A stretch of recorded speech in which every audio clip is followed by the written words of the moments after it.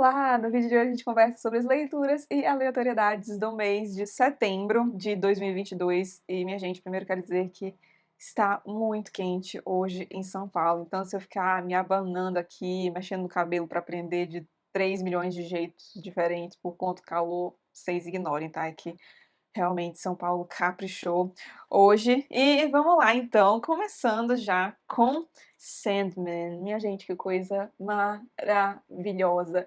E aí, antes da gente falar sobre Sandman especificamente, eu queria saber como é que vocês preferem que eu fale sobre Sandman aqui? Porque eu falei pra vocês que viria falar somente após o término do primeiro volume, só que aí eu pensei que, meu Deus do céu, fica muita coisa pra falar. Porque neste vídeo aqui eu falo sobre um monte de coisa, né? E aí os vídeos já ficam enormes por si só. Imagine se eu fosse falar tudo de um volume de Sandman, que, né?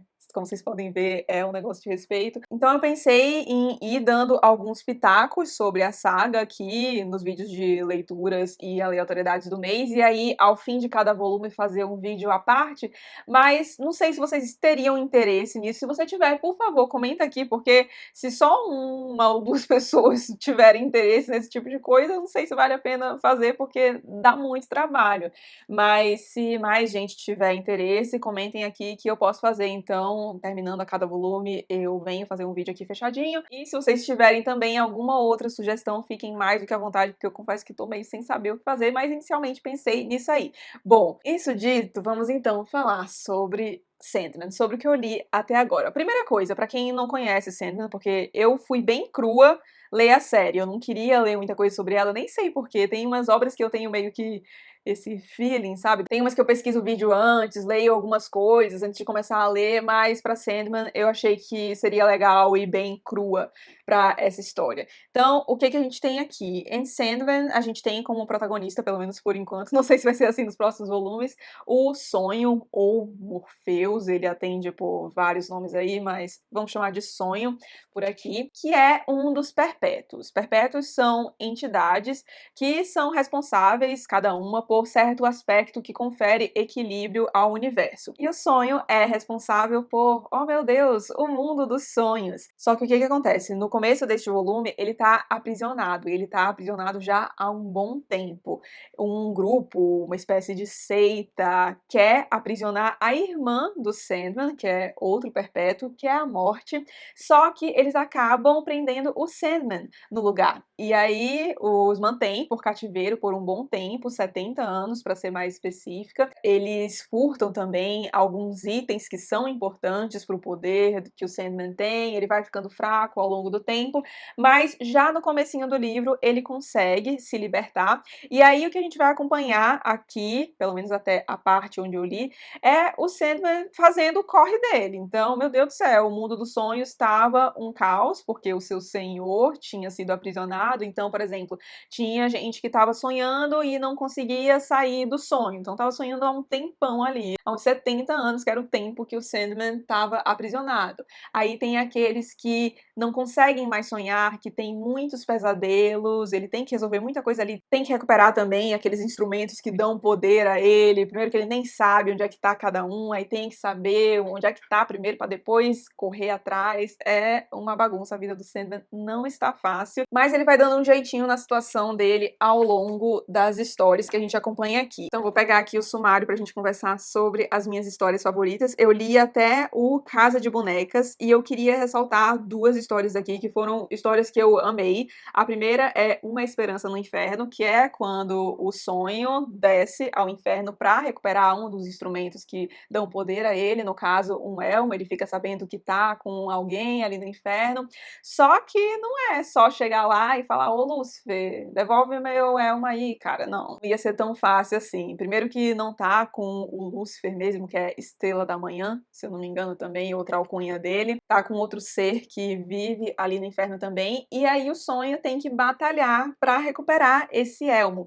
Só que o que é muito interessante aqui é que essa batalha não é física, não é violenta nem nada, é uma batalha de ideias, eu diria. E o final dessa batalha, como o Sandman derrota seu oponente, putz, é muito bonito. Muito bom o roteiro do Neil Gaiman dessa história, mas não tão bom quanto o da minha história favorita até agora, que é O Som de Suas Asas. Nessa história, a gente vê a Morte, a irmã do Sandman, que a seita lá queria ter aprisionado, e é uma história muito bonita, porque o sonho tá numa baita de uma bad ali, num momento muito difícil, ficou aprisionado um tempão, né, tá fraco, enfim, tá passando por uma situação difícil. Gente do céu, como esse negócio pesa. Vou segurar aqui com 2 mãos pra dar uma facilitada. Pois bem, ele tá tristonho, e aí a Morte fica falando com ele, e a conversa deles é muito legal, porque eles falam sobre diversos aspectos da vida. A Morte fala um pouco sobre a morte em si, sobre o ofício dela, sobre as pessoas que se vão muito cedo, sobre essa questão de eles serem perpétuos e a inevitabilidade do fim da vida para os humanos. Sério, é uma história muito bonita. Você consegue pensar sobre muita coisa a partir da conversa deles. O próprio sonho, quando eles terminam a conversa, fala para ela: Nossa, você me deu muito o que pensar. E é assim que nós, leitores, terminamos a história também. Maravilhosa. E, minha gente, que edição é essa? Isso aqui é muito bonito. A arte é linda. Esta edição da Panini é um primor. E aí você fica admirando, sabe? Tem uns traços aqui, umas cenas que você olha e fica, meu Deus do céu, que coisa linda. Sério, capricharam nesta edição aqui. Muito obrigada, aliás, digníssimo, por ter comprado esta edição há uns 4 anos, eu diria, quando ela ainda não custava um rim. Eu sei que parece que a Panini vai relançar, né? Me falaram, pelo menos. Então, pode ser que ela surja aí por um preço mais amigável, mas pelo que eu tô vendo, tá bem carinha ainda. De qualquer forma, eu vou deixar aqui os links se eu achar alguma coisa pra vocês, ok? Mas maravilhoso, tô adorando isto aqui. E aí, li um outro quadrinho neste mês chamado O Mundo de Aisha, do Hugo Bertotti. Gostei bastante deste quadrinho, me fez lembrar um pouco de um outro quadrinho que eu amo, chamado Persépolis, que preciso reler, aliás, porque, nossa, eu acho que tem uns 7 anos que eu li aquele quadrinho pela primeira vez. E o que a gente tem aqui? Este quadrinho, na verdade, é baseado em uma fotoreportagem da Agnes Montanari, que é uma fotojornalista francesa, e aí ela vai ao Iêmen, entra em contato com a realidade de algumas mulheres, tira foto dessas mulheres, documenta a trajetória delas, e aí vem o Hugo Bertotti e faz esta HQ aqui com base no material da Agnes. E é um quadrinho difícil de ler e é aquele caso, não é pela linguagem, mas sim pelo que é narrado, porque aqui a gente tem a realidade de algumas mulheres do Iêmen, e eu não sei se isso ainda procede, eu dei um Google e vi que a coisa ainda tá bastante feia por lá, mas eu lembro que, e acho que foi na época que eu tava lendo Persépolis, inclusive, que eu fiquei pesquisando sobre a situação da mulher no Oriente Médio, e eu lembro de ter visto uma matéria que dizia que o Iêmen é o pior país do mundo para uma mulher viver. E vendo as histórias aqui, é difícil discordar dessa conclusão que aquela matéria chegou, que eu li. Que a gente tem a história de 5 mulheres e a primeira já acabou comigo no nível, acho que foi a que mais me pegou da HQ inteira. Vou dar uma resumida aqui, mas vale muito a pena ler, que é a história de uma mulher que é basicamente vendida por um homem com quem ela se casa, e ela se casa muito cedo, ela se casa com 11 anos, e aos 18 anos, se eu não me engano, ela já é mãe de 3 filhos, é abusada constantemente, violentada dentro da própria casa, o marido dela parece ser uma pessoa horrorosa, e aí há aquele véu, que inclusive tá aqui na capa, este véu que deixa apenas o olho da mulher à mostra, o nome dele é niqab, e eu não sabia disso, que o uso não é obrigatório no Iêmen, só que por conta da recepção da sociedade, as mulheres que não usam esse véu acabam sendo obrigatório por tabela, porque as mulheres que não usam são chamadas de vagabundas e daí pra baixo no meio da rua, assim, é um negócio pavoroso. Só que aí imaginem vocês, né, ser obrigada a usar um véu desses num dia quente. Aí, se a pessoa quiser usar o véu, beleza, mas tem muitas mulheres, e a gente vê isso aqui, não queriam usar aquele véu, mas por convenção da sociedade acabam usando, e a mulher da primeira narrativa, cujo nome é Sabirra, se eu não me engano, isso, Sabirra, gosta de ficar na janela sentindo a brisa do vento no seu rosto sem o véu.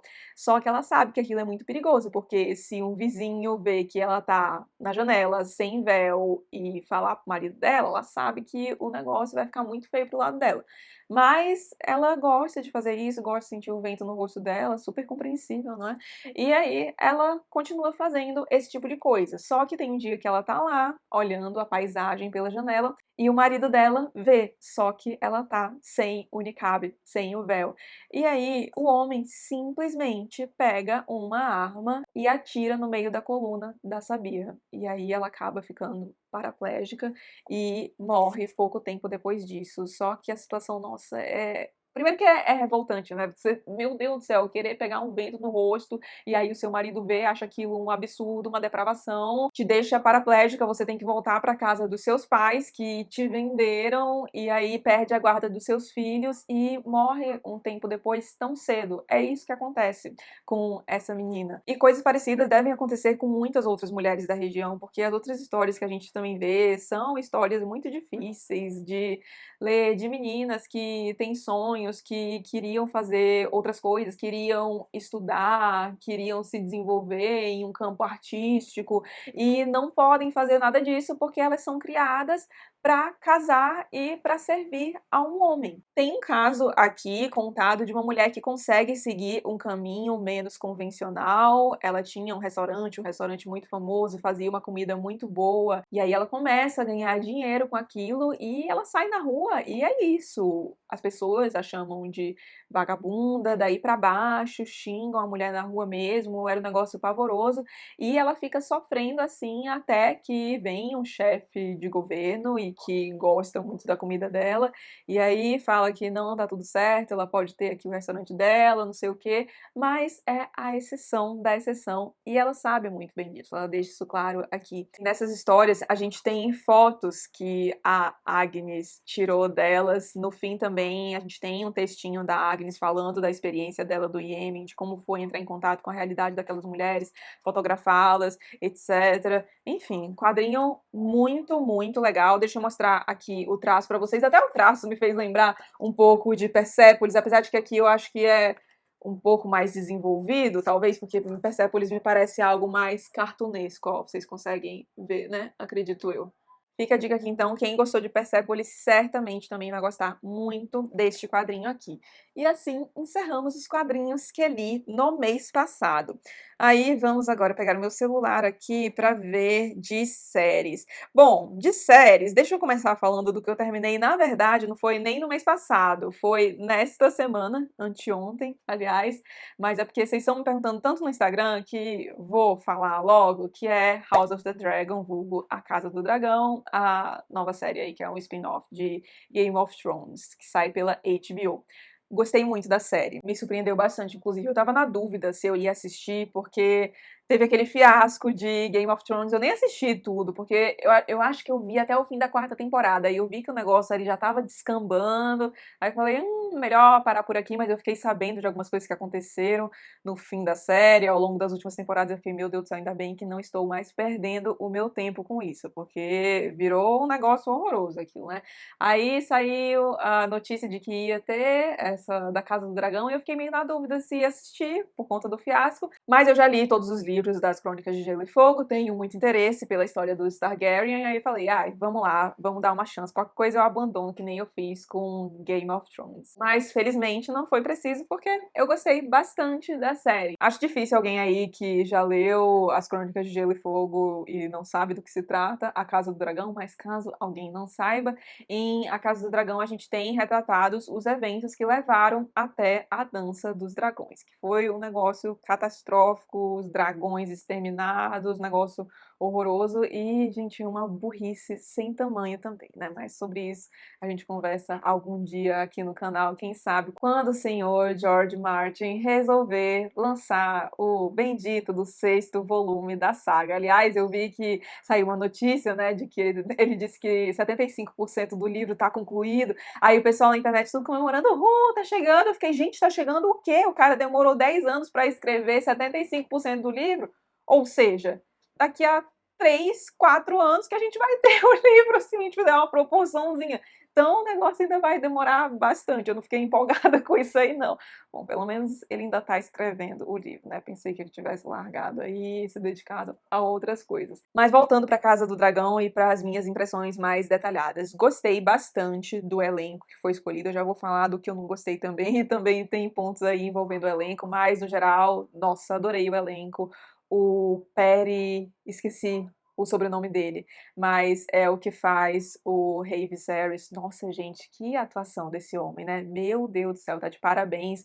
O moço que faz o Otto Hightower também, tá? Gente, eu não sei o nome de ator nenhum da série, praticamente, só sei o do Matt Smith, porque, ai, amo esse homem. Mas o ator que faz o Otto Hightower tá sensacional. O Matt Smith, mozão, tá maravilhoso como Daemon. Aliás, eu adoro o personagem do Daemon. E que fique claro que eu sei que o Daemon é uma pessoa horrorosa, ok? Não estou aqui passando pano pra ele, mas eu gosto da construção do personagem. É nesse sentido que eu falo que eu gosto muito do personagem. A atuação da Alicent mais velha também, achei que deu um show. A que mais me incomodou, eu diria, foi a atuação da Emma Darcy, que é a que faz a Rhaenyra, mas isso eu diria que mais pros primeiros episódios dela, porque lá pro fim eu achei que a atuação dela cresceu bastante. O que cresceu bastante também pro fim da série, eu diria, foi o CGI dos dragões, porque no começo da série, assim, eu achei que no geral eles estavam muito bons, mas no fim da série tava sensacional. E eu achei legal também o que eles fizeram com as possibilidades que ficam abertas. Porque no livro, no Fogo e Sangue, a gente tem uns relatos, mas é meio que uma fofocona, porque a gente não tem tanta coisa oficial assim, não tem como a gente saber exatamente o que aconteceu, é meio que um disse-me disse, aí umas versões que circulam como supostamente oficiais, e tem algumas coisas também que a gente sabe que aconteceu, só que a gente não sabe como elas aconteceram, e aí dá margem para essas fofocas aí. Eu achei que a série trabalha isso muito bem, eu não vou falar de cenas específicas aqui para não dar spoiler, mas gosto disso, gosto muito do roteiro também, e aí não sei se seria uma questão de direção ou de roteiro especificamente, mas eu acho muito legal como eles trabalham com aquilo que não é dito na série, porque muitas vezes é por um olhar, por uma entonaçãozinha que você percebe a intenção de certos personagens. Tem um momento ali do Daemon, bem no fim da série, eu acho que é no penúltimo episódio, se não me falha a memória, não vai dar spoiler, tá? O que eu vou falar é algo um pouco genérico.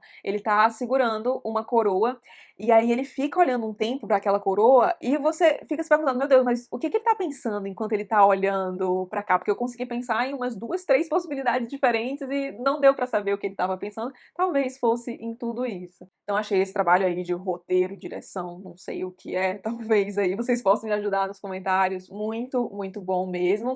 E aí vamos para o que eu não gostei da série. Bom, eu acho que tudo que eu não gostei se resume num ponto, quer dizer, quase tudo, se resume num ponto só, que é a série é muito corrida. Então tem episódios que, nossa, passam anos e anos de um pro outro, passou 6 anos, 10 anos, e eu acho que isso prejudicou muito a série em diversos momentos, e eu ainda não entendi por que que foi tão corrido assim. Eu acho que os acontecimentos dessa série, dessa temporada, na verdade, poderiam ter sido desdobrados em 2, pra gente poder acompanhar as coisas com mais calma, e aí isso dá origem a um outro ponto de que eu não gostei, que é a questão dos atores, da passagem de tempo, porque os atores trocam muito e muitas vezes fica um negócio meio incoerente, porque, por exemplo, a gente tem os atores que interpretam certos personagens, aí tem um personagem que é mais velho que o outro personagem, e realmente ele parece ser mais velho, só que aí quando a gente tem a passagem de tempo, o jogo vira, porque aí fica parecendo que o ator que faz o personagem que era mais mais velho é, na verdade, mais novo. E aí fica um pouco confuso, sabe, de acompanhar. Enfim, não gostei muito dessas trocas. E elas se devem ao fato de que a série é realmente muito corrida. Outra coisa que me incomodou, e aí isso não é em relação à passagem de tempo, é que vocês acharam que tem uns episódios que ficaram muito escuros? Sério, tinha uns episódios que eu falava, meu Deus do céu, não é possível. Eu teve um que eu até tava vendo com a luz acesa, aí eu falei, bom, deixa eu ver se é a luz, né? Deixa eu apagar tudo aqui. Não, ficou muito escuro ainda. Aí eu fui jogar até na internet, aí eu vi que deram a dica de mexer nas configurações da TV, mas, gente, pelo amor de Deus. E aí eu vi, acho que é o diretor do episódio falou lá, ai não, mas é porque aí a configuração da TV de vocês está errada. Amado, eu nunca tive que mexer em configuração da minha TV para ver alguma coisa, aí você disse que tá errado. Tinha muita gente mesmo comentando que o episódio estava muito escuro, então fica aí a dica HBO de olhar isso aí para as próximas temporadas, porque tiveram umas cenas ali que, sério, não dava para ver direito o que estava acontecendo. Mas se você aí estava na dúvida, não sabia se ia assistir, se ia valer a pena, eu recomendo que você assista, porque, sério, gostei bastante da série, foi uma surpresa muito positiva. Só estou sofrendo agora que a próxima temporada foi anunciada para 2024. Então, é isso aí. Vamos esperar pacientemente por aqui. E agora eu queria comentar brevemente sobre alguns pontos com spoiler. Então, se você não quiser ouvir, pode passar para o próximo bloco aqui na minutagem, que eu vou continuar falando de outras séries, acho que são duas, não sei, que eu assisti, ok? Só olhar aqui na minutagem. Agora, spoilers. Primeira coisa, eu quero a cabeça do Otto Hightower na minha mesa. Meu Deus do céu, que homem! Ah, meu Deus, na cena em que ele vai lá para a Pedra do Dragão e fala lá da legitimidade, do Aegon, de como que ele já tinha feito tudo, etc. Ok, muito inteligente, realmente, mas eu morri de ódio. Pra mim era pra ter mandado um Dracarys ali e queimar aquele homem. Ai, que ódio. Mas admirei a postura da Rhaenyra, né, que foi tentar uma coisa mais conciliadora. Não foi uma coisa tão baixar a cabeça ali que nem era o Viserys, porque o Viserys era bem bananinha em certos aspectos, mas ali naquele momento em que eles ficam montando a estratégia, né, vendo quem é aliado, a gente vê que, ok, ela tá querendo arrumar um jeito de conciliar as coisas, mas ela também tá olhando quem é aliado dela para o caso de ela realmente ter que fazer uma guerra. Outro ponto, meu Deus do céu, vocês me perdoem o francês, mas que cagada foi essa de deixar King's Landing, deixar Porto Real. Não, quando eles foram embora eu fiquei, amados, vocês estão loucos. E ainda mais da segunda vez, quando ela vai lá e aí vê o pai, que se passou muito tempo, né? Acho que fazia 6 anos que ela não ia lá, um negócio assim. E aí ela vê o pai naquele estado, à beira da morte, nitidamente. E aí ela ainda vai embora. Eu fiquei, gente, não é possível. E aí acontece o que aconteceu, né? Tem o trono usurpado. E, ai, meu Deus, ódio. Eu sou Team Rhaenyra, não sei se já deu pra perceber, mas nossa, Alicent.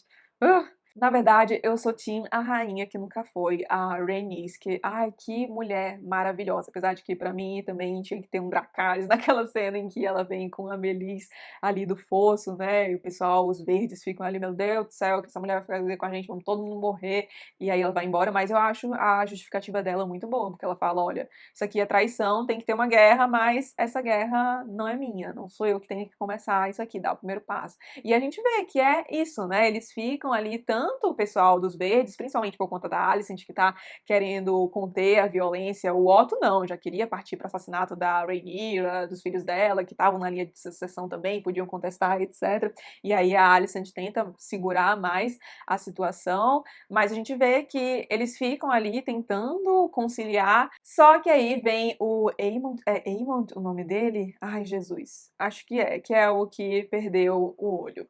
Então, vai lá fazer a graça dele com o sobrinho, com o Luke. Meu Deus, mas não supera, né? Todo dia esse negócio de, ai, meu Deus, eu quero seu olho. Entendo que ele deve ter ficado chateado mesmo, mas nossa, aquilo ali eu achei bastante perigoso e não à toa deu no que deu. E eu lembrei muito daquela frase, o Viserys fala isso bem no começo da série, eu acho que pra Rhaenyra, quando ela ainda era pequenininha, ele fala de que a ideia de que os homens podem domar os dragões é uma ilusão. E a gente vê ali naquela situação que, quando eles se sentem ameaçados, eles não estão nem aí pro comando dos humanos, né? Eles fazem o que eles precisam para se defender, e aí acaba que o Luke morre, e é o que vai desencadear a guerra oficial mesmo. A gente vê ali pela cara da Rhaenyra no fim do episódio. E aí eu fiquei muito triste com a morte do Luke, porque ai, ele é tão bonitinho. bonitinho, tão fofinho. E morre daquele jeito, apesar de que, olha, eu fico imaginando essas coisas se eu fosse os personagens.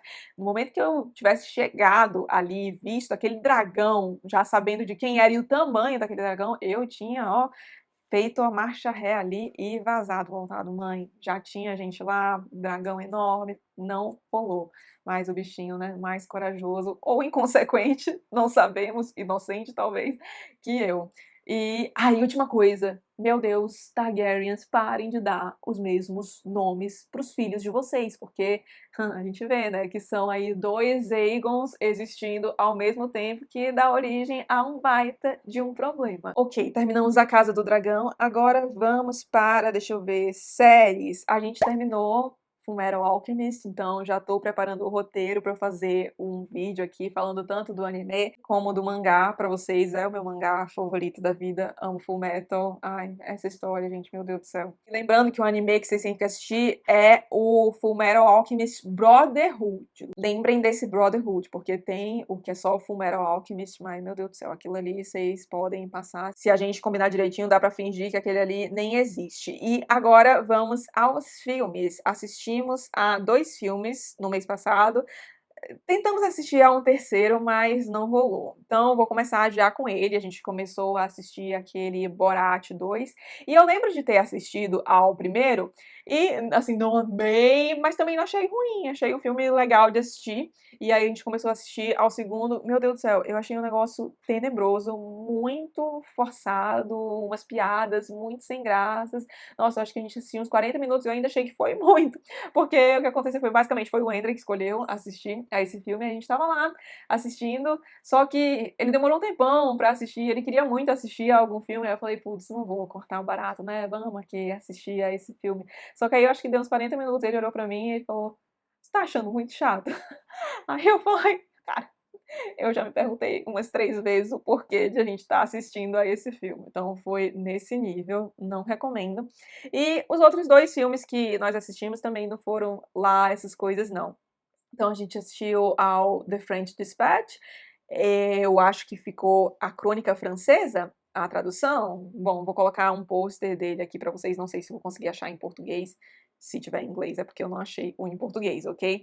E eu gosto muito do Wes Anderson, ele tem os filmes maravilhosos, Grande Hotel Budapeste, O Fantástico Senhor Raposo, mas eu acho que dos que eu assisti dele, esse foi o que eu menos gostei, porque o que acontece? Bom, a gente tem um editor dessa revista, The French Dispatch, que falece, e aí ele deixa no testamento dele algumas instruções para como deveria ser o último número da revista, que acabaria com a morte dele. Seria como uma edição de despedida, e nessa edição seria publicado o obituário dele e 4 histórias. Então, primeiro a gente tem a história da cidadezinha que fica na França, que é onde o jornal estava sediado.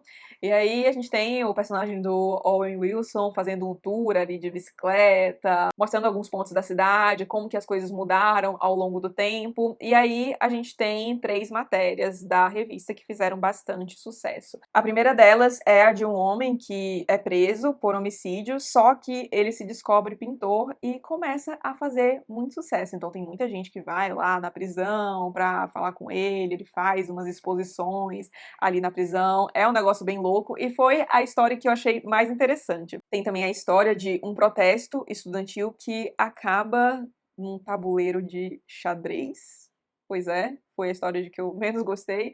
E, por fim, a gente tem a história de um sequestro que é resolvido com a ajuda de um chefe de cozinha. E o que tenho a dizer sobre o filme? Primeira coisa, o filme é lindo. Nossa, direção de fotografia, de arte, meu Deus, que coisa maravilhosa. Dá prazer de olhar, sabe? Porque o Wes Anderson tem toda essa estética muito característica da simetria, né? As coisas bem coloridas, apesar de que boa parte desse filme é em preto e branco, mas a gente tem algumas cenas muito bonitas. O filme é um deleite visualmente, tanto que eu, apesar de não ter gostado tanto do filme, não fiquei entediada em nenhum momento, porque é muito legal olhar pra cena que o Wes Anderson monta, sabe, um negócio muito bonito. A edição também é primorosa, deve ter dado um trabalho do caramba, inclusive, mas o resultado ficou maravilhoso.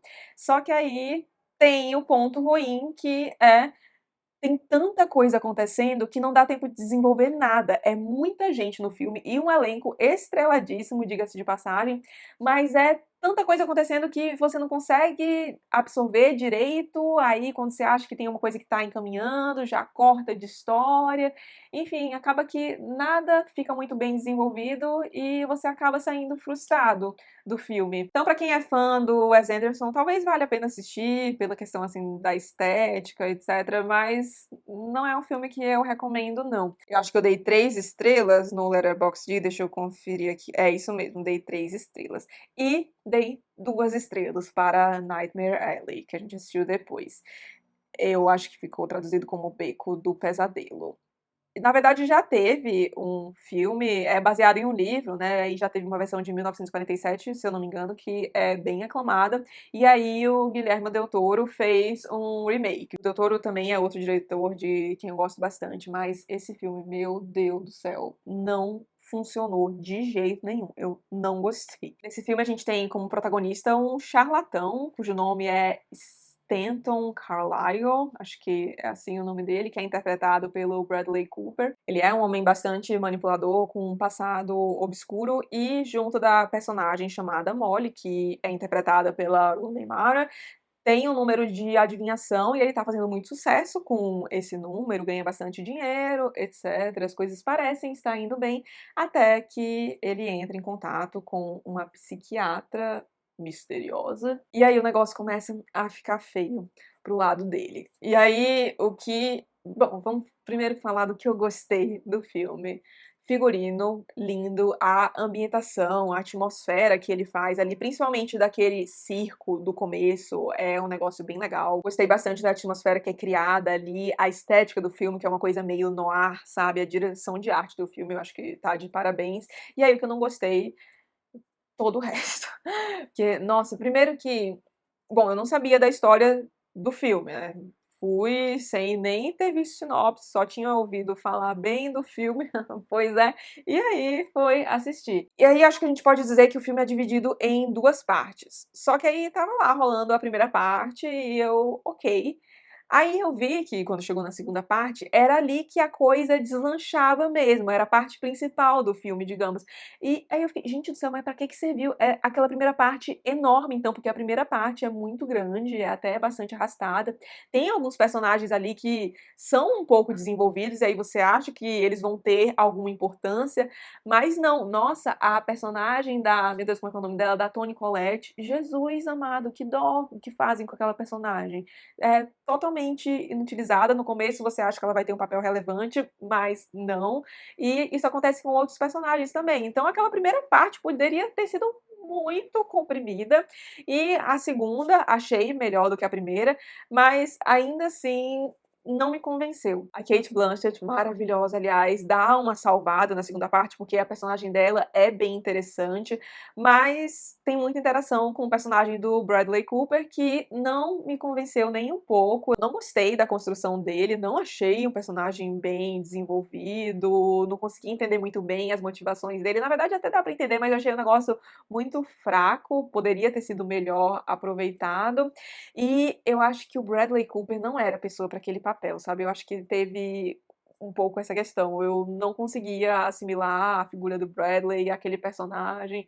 Acho que não é o tipo de rolê dele, digamos, então talvez tenha pecado aí também. Mas, sinceramente, eu acho que mesmo um outro ator que fizesse melhor esse tipo de papel não teria me feito gostar do filme, porque a história, putz, não me convenceu nem um pouco. Ainda mais porque eu achei o filme excessivamente longo, dava pra ser muito, muito bem enxugado. Não à toa, 2 estrelas. E ao contrário do The French Dispatch, que, ok, não gostei tanto, mas não fiquei entediada, em Nightmare Alley eu fiquei bastante entediada. Pensei até em abandonar o filme, mas persisti e não achei que valeu a pena. O fim é até que legal, apesar de que eu achei previsível, mas ok, é um bom final, dá um certo impacto, mas eu acho que não vale a pena assistir a todo o filme só pra ver aquele final, não. Então, em resumo, não recomendo nenhum dos filmes que a gente assistiu no mês passado, ai que raiva, mas neste mês o negócio tá mais equilibrado. Tem um filme que eu detestei, mas os outros